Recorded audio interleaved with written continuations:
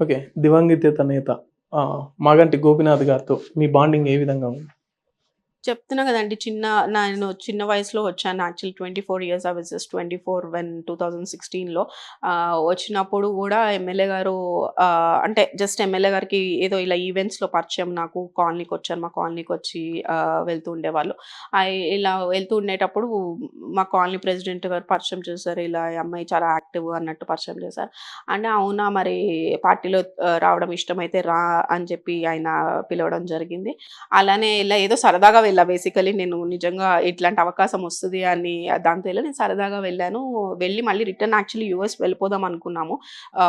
నాకు హెచ్-1 వీసా కూడా పిక్ అయింది. పిక్ అయినప్పుడు వెళ్ళాలి మళ్ళీ హోమ్ కంట్రీకొచ్చి వెళ్దాం అన్న ఉద్దేశంతో నెక్స్ట్ వెళ్ళిపోదాం అన్నట్టు నేను అనుకుని వచ్చి రావడం జరిగింది.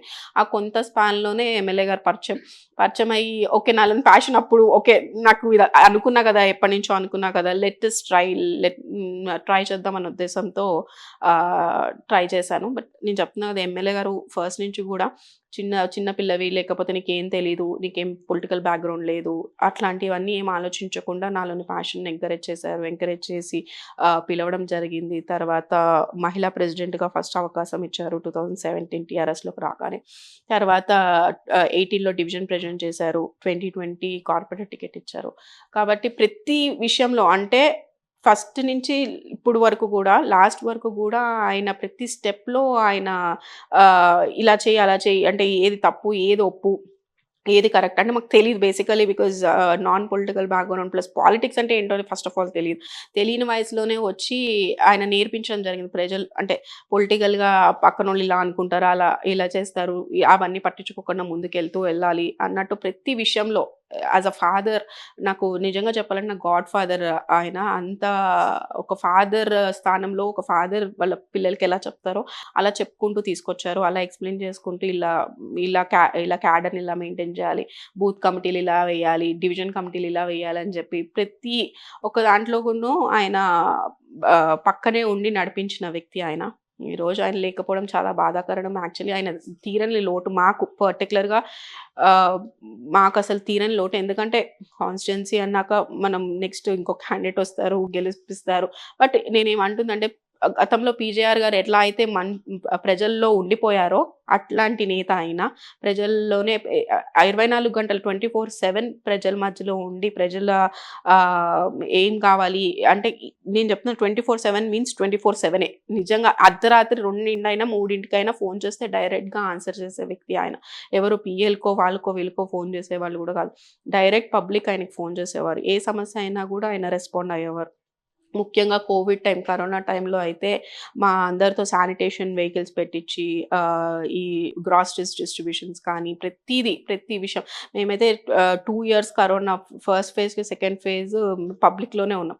అసలు అదే కరోనా మనకొస్తదేమో, పాజిటివ్ వస్తదేమో, ఫ్యామిలీ ఉన్నారు, ఇవన్నీ ఏం ఆలోచించలే. 24 గంటలు పబ్లిక్‌లోనే ఆయన ఉన్నారు. మేము గూడా అట్లనే ఉన్నాం. ఆ సర్వీస్ అనేది పబ్లిక్ ఈ రోజు వరకు కూడా గుర్తుపెట్టుకుంటారు. అటువంటి నేత లేకపోవడం చాలా బాధాకరం.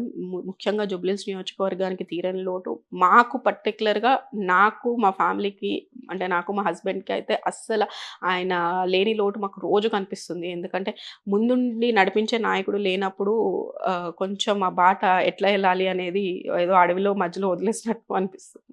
పొలిటికల్‌గా ఎక్కువ ఎవరిని ఫాలో అవుతారు మేడం? నేను కేటీఆర్ గారిని ఫాలో అవుతానండి. బికాజ్ నాకే కాదు ఎనీ యంగ్ లీడర్‌కి కానీ, యంగ్ ఐటీ వర్కర్స్ కానీ ఎవరైనా యంగ్ జనరేషన్ వాళ్ళందరికీ కూడా ఆయనే ఇన్‌స్పిరేషన్. డెఫినిట్‌గా నేను కేటీఆర్ గారినే ముందు ఫాలో అవుతూ ఉంటాము. ఆయన స్పీచ్ కానీ బేసికల్‌గా ఫస్ట్ నేను ఆయన అభిమానిని.